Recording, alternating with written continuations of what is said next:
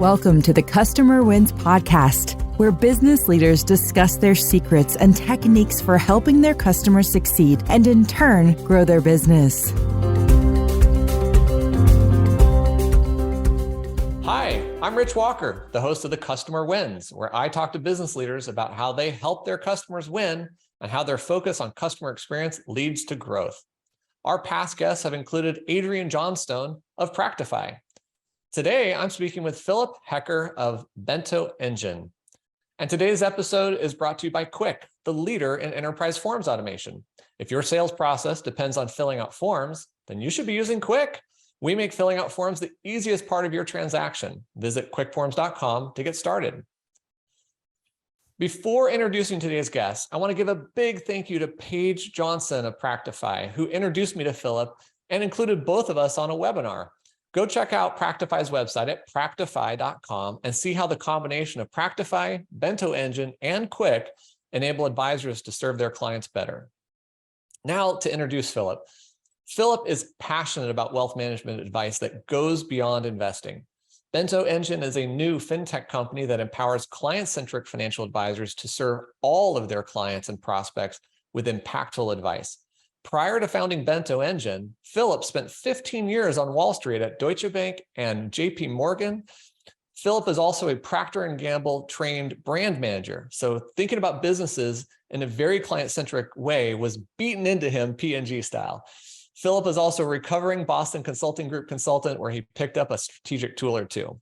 You know, Philipp, I was an Arthur Andersen business consultant, so I can easily relate to your recovery. Welcome to the Customer Wins, Philipp. Rich, great to see you again. Thanks for having me. And hello there out on the lines. I look forward to this conversation. Me too. Now, if you haven't heard this podcast before, I talk with business leaders about what they're doing to help their customers win, how they built and deliver a great customer experience, and the challenges they've had in growing their own company. So, Philipp, I want to understand your business a little better. How does your company help people? Well, people, let's first off define that, can be end investors and financial advisors. We serve both. Bento is a B2B software as a service, technology and content solution that empowers client-centric advisors to proactively advise all of their clients and prospects during moments that matter in the lives of the clients and prospects. And by virtue of doing that, we not only positively impact the end client experience and client outcomes, we also help financial advisors to grow their business in organic ways via client deepening and new prospect conversion. I'm sure we'll bring it to life as we go along. So wait a second, you said events that matter to people. I mean, obviously, marriage and death and retirement matter. What are all these events you're talking about? Rich, there is a plethora of moments that matter in the lives of clients and prospects because these moments, either by law or by circumstance, represent major needs for financial advice and major money in motion type of events. Some of them, you alluded to it, are life events.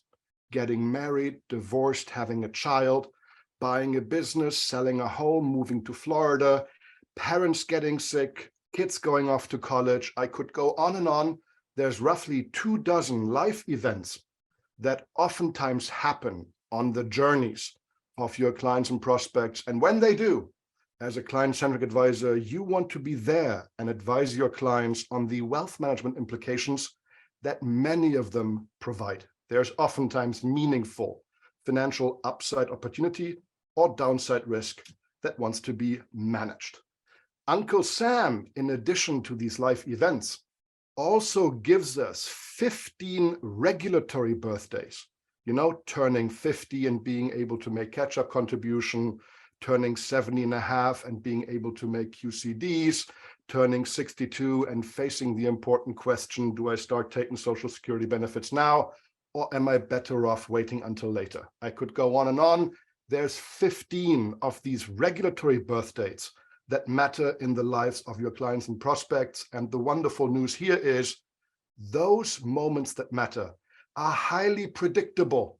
You know the age of your clients and prospects. You know the US tax code. Let's put the two together and proactively advise all of our clients and prospects. That's exactly what I was thinking. You must be taking a very proactive approach to finding these events and making advisors aware of them. So, I wanted to ask you, what made you even start this? And now I'm imagining you had an advisor that skipped out on some of your life events or something. What happened? What made you want to do this? Well, Rich, you are correct. As many a good entrepreneur, a set of personal experience served as a catalyst and helped trigger the idea for Bento. Let me perhaps share one of the catalysts, one of the founding reasons behind Bento, and that is a set of personal experiences pretty much along the lines of what you alluded to. So given my Procter & Gamble and BCG background, by the way, 5 wonderful years in New York, really learned a thing or two. Given that background, it will not surprise you to hear that I love to mystery shop our industry. I like to experience firsthand what is it like being a client of firms X, Y, and Z. So for a long time, I've had 12 fine private banks, wirehouses, RIAs, and 2 insurance agents serve me and my family. I am even more fragmented than your typical wealthy person in the US by choice. Pop quiz question for you, Rich. When I look at the marketing materials of those 12 providers, when I listen to the elevator pitches, how many of them have some kind of promise of comprehensive holistic advice? All of them, I bet. 12 out of 12, you're spot on. By now, even the insurance folks insist on doing fulsome financial plans with me. Next pop quiz question.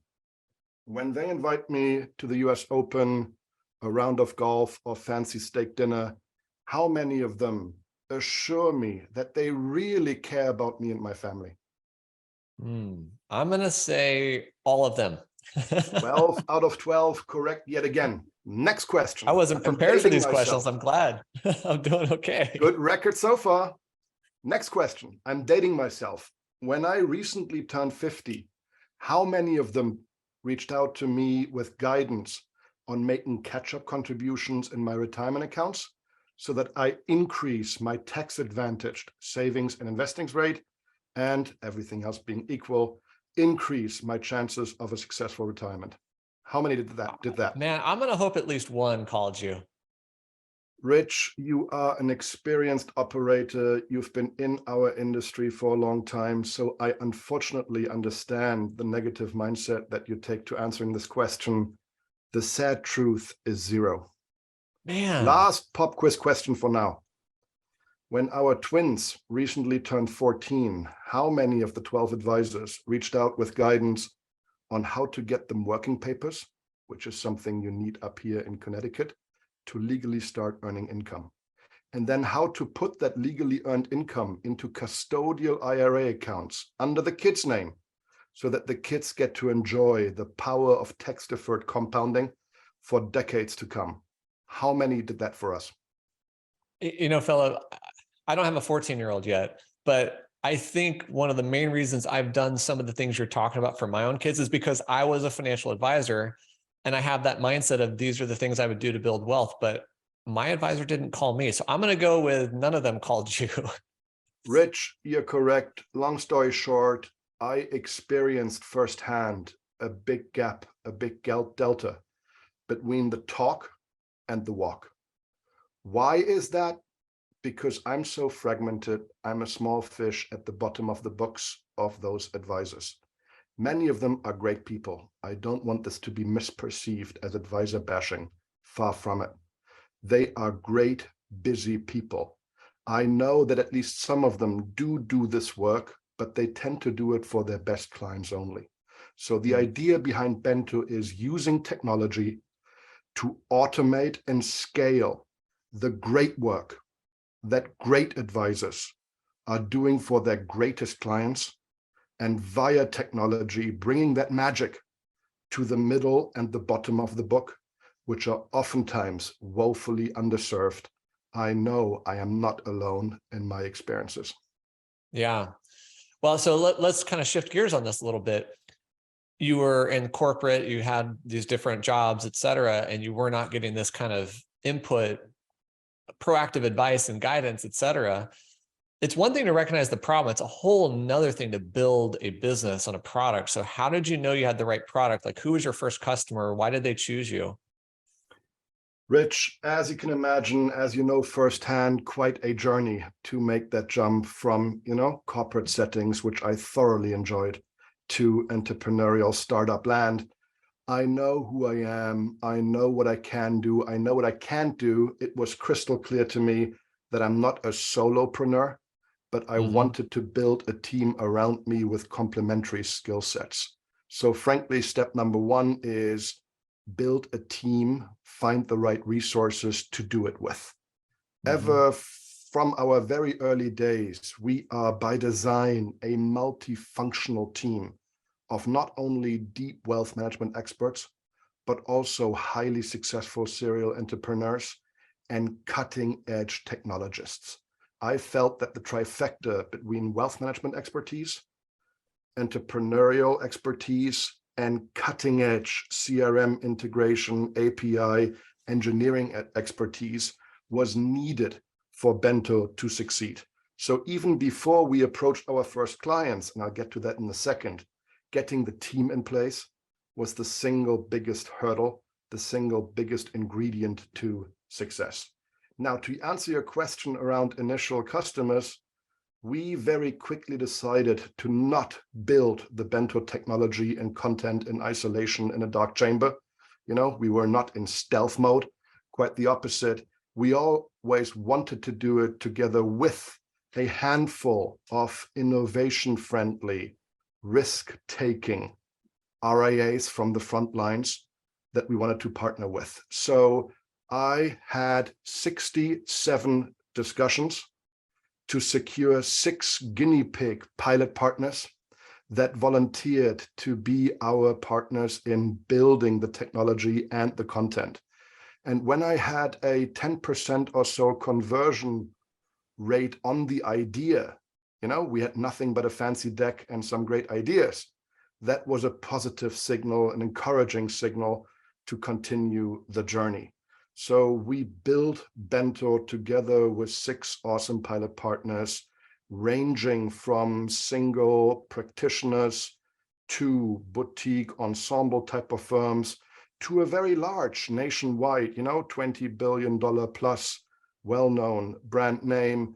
And in hindsight, in particular, we are extremely grateful for those partners for taking a risk and, giving an idea an honest try and partnering with startup fintech such as us without the willingness of the pilot partners to lean in and give new ideas and concepts a try. Innovation would not happen in our great industry. Man, you said so many good things there. And this is evidence of somebody who's worked for a long time, not fresh out of college, 20-year-old, but somebody who's had a lot of experience and maturity starting a business. You understood the team is first, which so many people forget about. The book, Good to Great, get the right people on the bus in the right seats, right? Working collaboratively, don't do the stealth approach. I love that, man. You said so many good things there. So what is one of your favorite customer success stories? How did you help transform a customer? What was their outcome when you helped them win? I'll share with some, rah-rah success stories. There's many of them, and of course they matter. I'll take the liberty of discussing a pain point, quote, failure as well, that then turned into something positive, because I think it's important to be fair and balanced and point to the opportunities for learning from failure. So, on the straight up success front, when the technology worked as promised, as a reminder, via APIs, we connect into the CRM systems broadly used across the industry, including Salesforce, Practify, Redtail, Wealthbox, and others, to mine the existing book of business for upcoming advice opportunities. There's so much good data in the CRM that is oftentimes underused, underleveraged. We run algorithms over those data sets to identify upcoming advice opportunities and then we proactively alert the advisor in her CRM of those upcoming advice opportunities. When we first saw the technology working, meaning identifying meaningful moments that matter in the lives of clients and prospects, and then alerting the advisor in appropriate ways, that was a hallelujah, moment for us on our end. When we then observed the advisor reading the advice, pulling down the appropriate information, sharing that information with her client, and the client responding, "Oh, wow, thank you so much for that proactive guidance on making catch-up contributions. Yes, I will do that, when I turn 50 to maximize my after-tax results." That creating loyalty, goodwill, that creating positive client engagement that is felt by the advisor and her firm was the second, hallelujah moment. In case you don't want to just believe my word, take the word of advisors themselves. If you have a free moment, hop onto YouTube, search Bento engine. There you'll find some video testimonials from advisors from the horse's mouth talking about how leading with advice, facilitated by Bento engine, improved their client outcomes and led to net new asset flows that otherwise they wouldn't have gathered. So that's the positive experience. That's the positive business impact case. I'll share a story of, let's call it joint learning as we walked along. And that is along the following lines. After we launched Bento with those advice opportunities, thoughtful firm leadership came to us and said, "Hey, Bento team, this works great as advertised, yada, yada. However, let me be honest.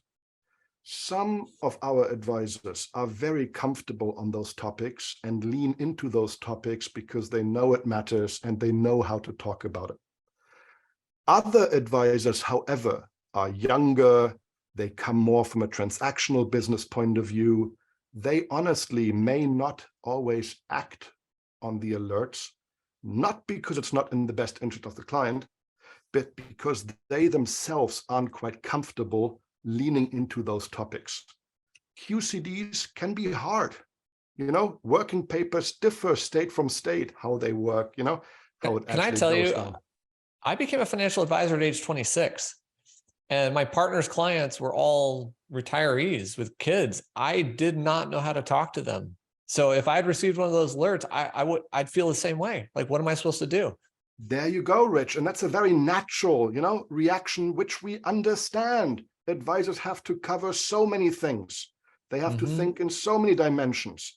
Laws and regulations change all the time. So long story short, that feedback led to us always adding an internal use only set of advisor FAQs, literally FAQ style, 10 pages or so.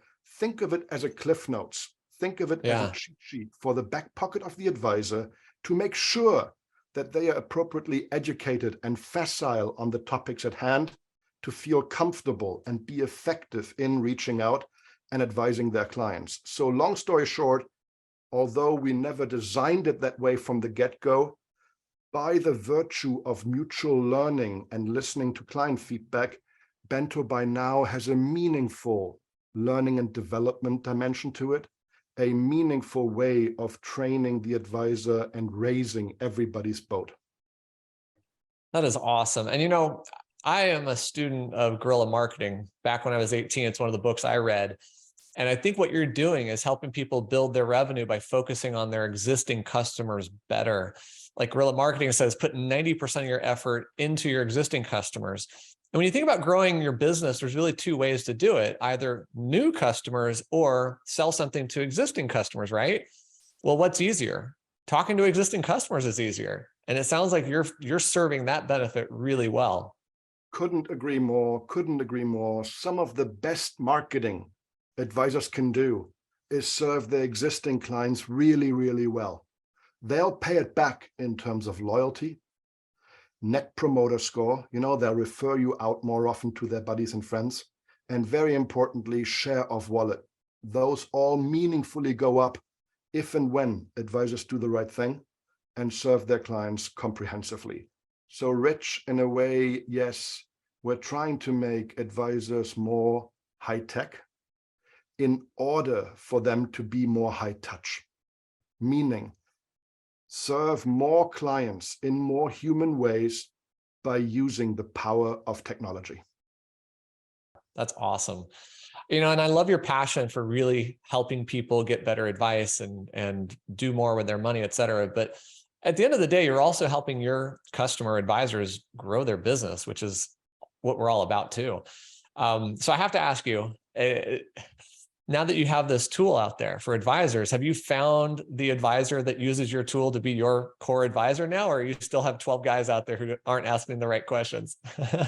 The honest truth in a nutshell is it's a mixed picture. Will not surprise you to hear. And it will probably always be a mixed picture for a variety of reasons. Yeah. I mean, if I want to work with a vendor, healthcare company, whatever, and they make my employees or myself fill out paper forms, I just say, no, you have to be on my system. Okay, look, I want to bring up a totally different topic in a way. I am really keen on artificial intelligence. I've been studying it for months and months and months and playing with it. And I'm seeing some of the future with it. So from your perspective, I want to know, with artificial intelligence, how do you see it changing or impacting customer experience, either for your customers, your product, or just the industry in general? Where do you see this going? Oh, Rich, great question, and so many ways of answering it, so many thoughts coming to my mind. Let me share a couple in no particular order. Number one, no doubt that the use cases of AI in its many manifestations are plentiful today already, both on the client side and the advisor side. And that will only go one direction, which is up, meaning the distribution, the adoption of AI, NLP learning, other type of technologies and approaches will only increase, and the use cases can be plentiful and quite exciting. For example, unleashing ChatGPT type technologies to replace today's Google search, make a Google search concept way richer, way better, way more intuitive, could be one exciting use case, primarily on the client, potentially also on the advisor side. Again, ChatGPT as one flavor, of the day. Think about the opportunities when it comes to the firm's knowledge management systems, moving away from flat, barely accessible graveyards of data to much more engaging, interactive modes of tapping into firm knowledge can get super, super exciting. A word or two words of caution, though. Number one, I think at times the rhetoric and frankly the marketing around AI capabilities runs danger of getting ahead of the skis, i.e. there is a lot of expectations being raised that the actual day in, day out delivery does not always support, and that is not beneficial for everybody. So maybe, if I may, a bit of a, challenge to fintechs such as us and the industry at large to moderate the promising, rather under-promise and over-deliver than the other way around. And the next point I would make is, I think it's helpful for advisors in particular to not think about these emerging technologies necessarily as a threat. Oftentimes the knee-jerk reaction is, ooh, this will replace me, ooh, this will impact me in negative ways. Instead, really encourage everyone to think of it with a growth mindset in positive ways. How can I use these technologies to amplify what I do best, to scale what I do best? That type of mindset, I think, leads to the most fruitful path forward. I'm going to share something with you. Maybe it's an idea for Bento. And somebody shared this with me. He said, imagine if you have a body of content, your blog articles you've written, other publications, YouTube videos, even recordings of having sales conversations or whatever, you could train an AI to learn your voice. Like you can go to ChatGPT today and say, write me a blog article about health in the style of, and name a famous person, and it will write it in that style. What if your advisor client could train their voice into the AI, and then your content was redelivered in their voice? I don't know. It's a crazy idea. Rich, those days will come. Yeah, right. Hey, I also want to help people who might be listening who either want to start a business or they're leaders themselves. What are some of the lessons you've learned, or even a key secret that you think would help others win customers? 3 quick ideas. You alluded to the first one. Getting the right team in place is just so important and fruitful and will pay dividends over time in so many ways. So team, first and foremost, really being thoughtful about the composition, the profiles, and so on. The second comment I would make is the voice of the client, the voice of the user. Over-index on providing multiple formats, especially in the early days, where your first clients, your first users can input and share experiences, the good, the bad, and the ugly.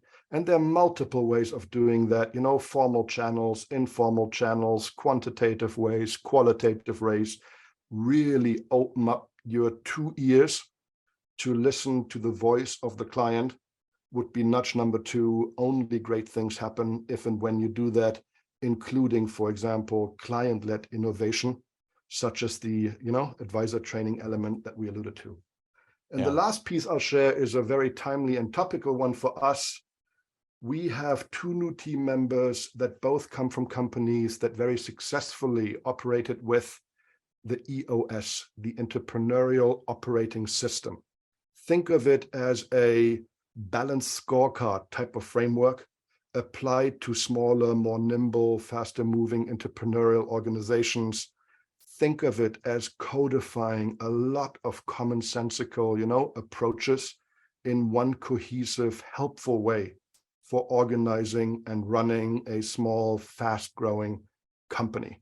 So if you're, in the early or mid stages of your company evolution, check out EOS, the Entrepreneurial Operating Book, a great book called Traction, is a key part of that journey, worth a read for any entrepreneur from my point of view. That's awesome. Yeah, I know a lot of businesses running off of that. Hey, Philipp, as we wrap this up, I do have one more question, but before I ask, I want to help people connect with you. What's the best way for people to find you and connect with Philipp?